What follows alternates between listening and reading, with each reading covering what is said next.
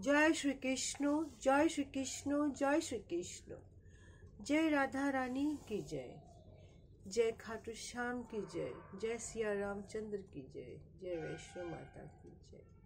आज আমি শ্রীমদ্ ভাগবত গীতার তৃতীয় অধ্যায় কর্মযোগ শ্লোক 36 পাঠ করছি। अर्जुनः उवाच, अर्जुन बोलছেন, अथः केन प्रयुक्तः अयं पापं चरति पुरुषः अनिच्छः अपि वैष्णवः बलतः इव नियोजितः। অনুবাদ, अर्जुन बोलছেন, हे हे भगवान, हे हे ठाकुर, हे कृष्ण, মানুষ কার দ্বারা চলিত হয়ে অনিচ্ছা সত্ত্বেও বলপূর্বক নিয়োজিত হয়ে পাপাচরণে প্রবৃত্ত হয়। তাৎপর্য, অর্জুন বলছেন, ভগবান জীব মূলত চিন্ময় পবিত্র সমস্ত জড় কলুষ থেকে মুক্ত, কিন্তু যখন সে এই জগতে যখন আসে না, তখন তো সে একদম নিষ্পাপের মতন, তাই তো? তারপরে আস্তে আস্তে জগতের মোহ মায়া যখন বুঝতে শেখে, তখন সে অনেক কিছুই যখন বোঝে, তখন সে আস্তে আস্তে তার মন, তার সব কিছু তার কলুষিত হতে থাকে।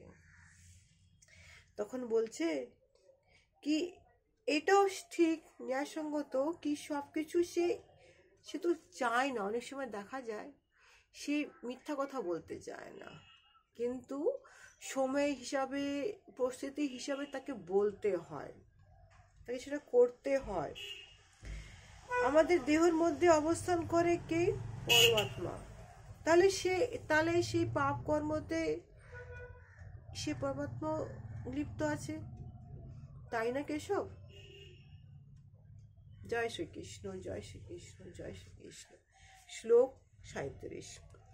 শ্রী ভগবান উবাচः कामः एषः क्रोधः एषः रजोगुणः समुद्भवः महाशनः महापापः आत्मः विद्धेनम् इह বৈরিণম।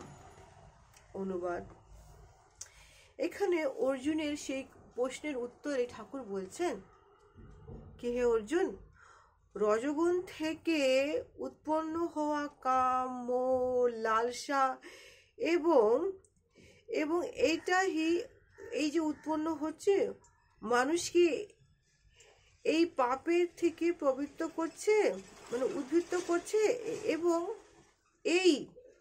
এই যে উৎপন্ন হলো কাম ক্রোধ, সেটার থেকে তো ক্রোধ উৎপন্ন হচ্ছে।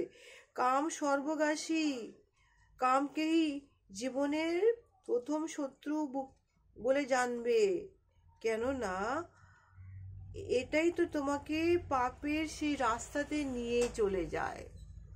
এখানে ভগবান বলছে, অর্থাৎ তাৎপর্য হচ্ছে এইটা, ভগবান বলছে, তুমি যে বললে কি মনুষ্যতে ইচ্ছা করেও সে চায় না মিথ্যা কথা বলতে, কিন্তু অনেক ক্ষেত্রে সেটা মিথ্যা কথা বলতে হয়। কেন?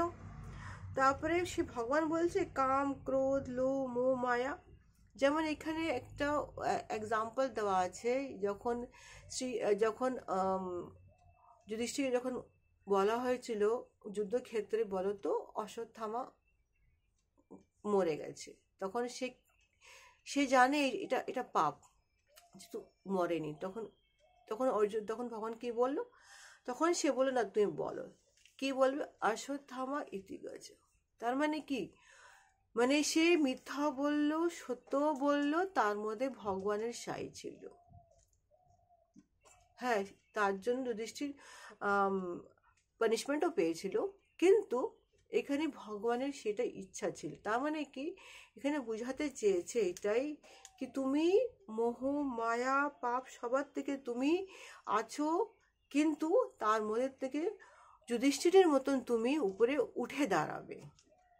এটা মানুষকে বলা হয়েছে যে তুমি যুধিষ্ঠির যখন উঠে দাঁড়িয়েছিল, সেরকম তোমাকে উঠে দাঁড়াতে হবে। সেই জন্যই, কেন কৃষ্ণই সব থেকে বড়, যারা সব কিছু যা বলছো সব কিছু কৃষ্ণর সেবায় নিয়োজিত করে দাও। ভগবান তুমি দেখবে, আমি কিচ্ছু জানি না, তুমি দেখবে ঠাকুর, তুমি দেখবে।